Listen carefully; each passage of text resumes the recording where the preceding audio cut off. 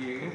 क्योंकि बिजली पहुंचाना वहाँ दुश्वार था तो MP फंड से वहाँ पर सोलर स्टेशन लगाया गया, मोबाइल टावर जाए गए और सड़क अभी अभी मुकम्मल हुई थी निर्माणित होकर, हम तो उसका बड़ा जश्न मना रहे थे। अभी एक बल्कि पुल नया बना था जिसके ऊपर कंक्रीट होना था, वो भी बह गया।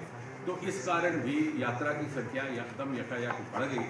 और विशेषकर मेरा तो व्यक्ति का ये मानना है कि क्योंकि ये लॉन्ग वीकेंड हॉलीडे था और जन्माष्टमी का आप समझते हैं कि कितनी श्रद्धा रहती है, तो यही कारण था कि इस यात्रा में जो लोग उस समय इस आपदा के शिकार हुए वो बहुत ज़्यादा स्थानीय लोग नहीं थे, वो यात्रा मुकम्मल करके लौट आए थे। इसमें ज़्यादातर उधमपुर, रियासी, जम्मू जिलों से लोग गए हुए थे। तो एक आजकल रिलीजियस टूरिज़्म के साथ साथ एक वीकेंड हॉलीडे टूरिज़्म भी रहता है, तो इस कारण भी ये शायद संख्या बढ़ गई। लेकिन क्या होता है कि मौसम विभाग में भी मौसम का फोरकास्ट किया जाता है, 3 दिन बारिश का भी फोरकास्ट किया जाता है, लेकिन क्लाउड बर्स्ट का फोरकास्ट एक्यूरेट करना थोड़ा संभव नहीं रहता। ये स्थानीय फैक्टर्स पर डिपेंड करता है कि कहीं पर हवा की नमी, ह्यूमिडिटी इस तरह से क्रिस्टलाइज हो जाती है, कंडेंस हो जाती है, कोई एकदम बादल को फाड़ देती है। तो इसलिए भी एक, जैसा मैंने कहा, एक नेचुरल कैलेमिटी थी, कोई इसके लिए इंतजार नहीं था।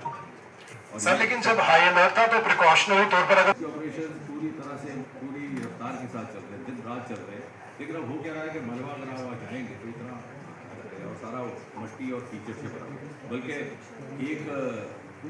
एक शख्स तो 2 दिन के बाद खुद ही निकल आया, उस लंगर में था। तो वो क्या था कि उसकी घर में बाटी भरा हुआ था, वो जब जैसे जैसे थोड़ा सा कीचड़ बाहर निकल पाया, बल्कि उसको दिखाई वही नहीं पाया था, खुद ही बाहर निकला, वो लंगर का मुलाजिम था।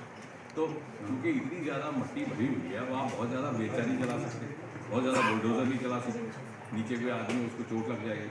तो बड़ा धीरे धीरे बड़ी हिफाजत के साथ उस मलबे को साफ करना है। लेकिन दिन रात हमारे सेना बल भी वहाँ लगे हुए और सिविल प्रशासन। सर शुरुआती तौर पे ये कहा गया था जो टैक्सी ऑपरेटर है वहाँ पे हाई चार्ज। कल रात को भी हम जब वहाँ थे तो उस समय भी वहाँ को उनको निकाला जा रहा था, धीरे धीरे उनको सबको। सर जम्मू के ज़्यादातर वो उधमपुर और जम्मू और रियासी जिले। सर करोड़ों रुपए की लागत से एम्स हॉस्पिटल जो विजयपुर में बना हुआ है, लोगों को उससे बहुत उम्मीदें थी, लेकिन आज भी ऐसा ये एक्चुअली क्या होता है कि किसी खास किस्म की दिक्कत के लिए कोई ज़्यादा हॉस्पिटल सक्रिय रहता है। अब कई ऐसे अस्पताल हैं जो कार्डियोलॉजी में ज़्यादा महारत रखते हैं, कई ऐसे हैं जो न्यूरो सर्जरी में जाते हैं। और आप जानते हैं, आप सिर्फ एम्स की ही बात करें क्योंकि आपको उसी की जानकारी है, लेकिन मैं आपको बता दूँ न्यूरो सर्जरी के लिए आज भी जम्मू कश्मीर में सबसे बेहतरीन अस्पताल हमारा मिलिट्री हॉस्पिटल उधमपुर का है।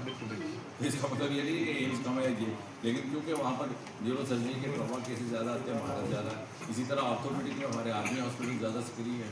आज भी जो हमारा मिलिट्री हॉस्पिटल है यहाँ पर, इसने ऑपरेशन सिंदूर में जो काम किया मुझे लगता है देखने लायक है, लेकिन क्योंकि आर्मी ज़्यादातर अपना आप एक्सपोज नहीं करती, तो सारे अस्पताल अपनी अपनी तरह की महारत रखते हैं। डॉक्टर साहब प्रिंसिपल होने के साथ साथ कैंसर के भी माहिर हैं। तो धन्यवाद।